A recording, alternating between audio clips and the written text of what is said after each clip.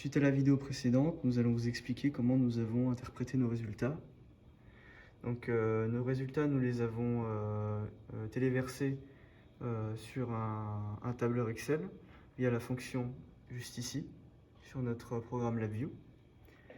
Donc si on va sur notre tableur, on va afficher les différentes valeurs de sortie qui nous intéressent, à savoir la tension à la sortie de la photodiode, le courant qui est affiché en tension que l'on va remettre en ampères dans la voie juste ici en vert, la tension imposée aux bornes de notre cellule et le temps. Donc à partir de ces valeurs, nous avons tracé différents graphes,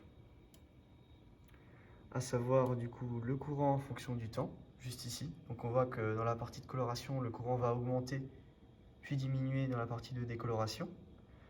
Nous avons aussi affiché la tension de la photodiode en fonction du temps.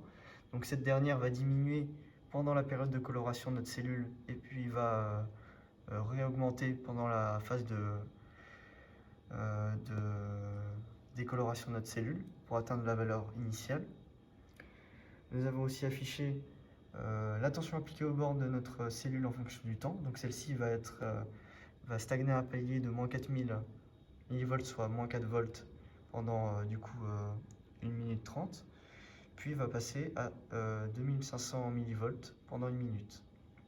Et le dernier graphe va représenter le courant en fonction de la le courant en fonction de la tension. Donc ce dernier va augmenter dans une première partie et va ensuite diminuer, donc en fonction de la phase de coloration au début et la phase de décoloration à la fin. Donc voici au niveau des graphes ce que l'on obtient. Donc on a affiché nos résultats et à côté de ces résultats on a nos calculs, donc avec la densité optique qui représente la transmittance à l'état coloré sur la transmittance à l'état décoloré. On a aussi représenté donc là on a représenté à côté de densité du coup la transmittance à l'état coloré, donc ici Emin, et la transmittance à l'état décoloré, Emax.